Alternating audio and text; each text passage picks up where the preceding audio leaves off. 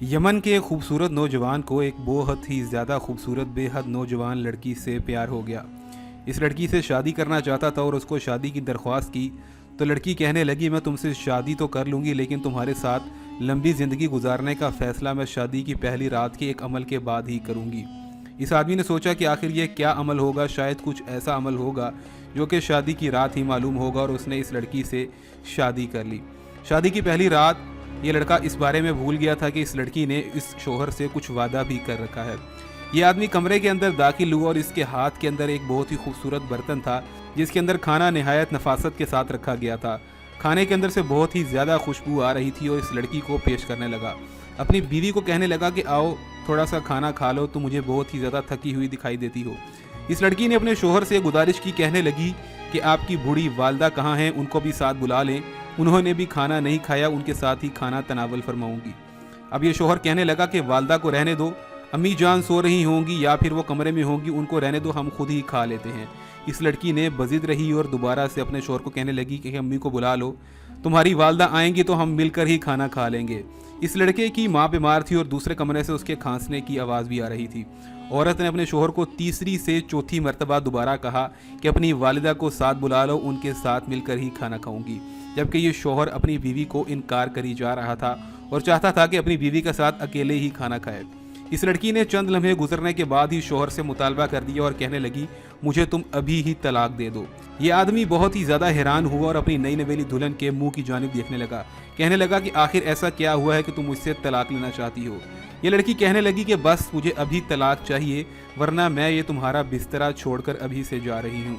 इस आदमी ने अगले रोज़ उठते ही उस औरत को तलाक दे दी। कहते हैं कि तलाक होने के बाद 5 से 10 साल का वक्त गुजर चुका था। इस आदमी ने भी किसी दूसरी औरत से शादी कर ली थी और इसकी बीवी भी, जो कि अब इससे तलाक ले चुकी थी, उसने भी किसी दूसरे मर्द से शादी कर ली थी।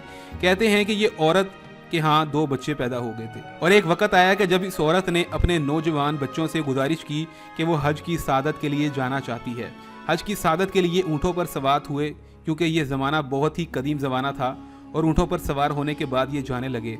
रास्ते के अंदर इन लड़कों ने अपनी माँ की ऐसी खिदमत की जैसे कोई शख्स शहजादी की खिदमत करता है। अपनी माँ के कदम को नीचे ज़मीन पर ना लगने देते थे और उसकी राहें हमवार करते चले जा रहे थे।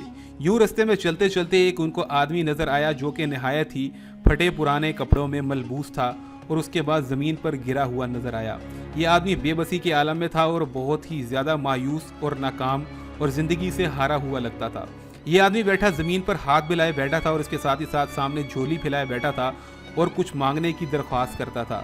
इस औरत ने अपने बच्चों की जानिब देखा और लड़कों ने अपनी माँ की थैली में से कुछ अशरफियाँ निकाल कर और खाना निकाल कर इसको देने की कोशिश की।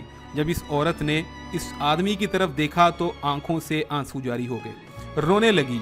ये लड़कों ने अपनी माँ की जानिब देखा जो कि अपनी वालदा को बेहद से ज़्यादा प्यार करते थे, और वालदा से पूछने लगे कि अम्मा जान आखिर क्या देखा है जो आप रोने लगी हैं। उसने अपने बेटों को ये वाकया बताया कि ये मेरा शौहर है जिसके साथ मेरी शादी हुई थी। अब इससे मामला पूछा तो सारा सामने आ गया। ये आदमी कहता है कि मेरी औलाद ने मेरी ज़रा भी कदर ना की, क्योंकि मैंने उस रोज़ अपनी माँ की कदर ना की थी और अपनी माँ को, जो कि बूढ़ी थी, उसकी खिदमत ना कर पाया था और ना ही कोई सवाब हासिल कर सका था, और ना मुझे आज ये सिलसिला मिलता।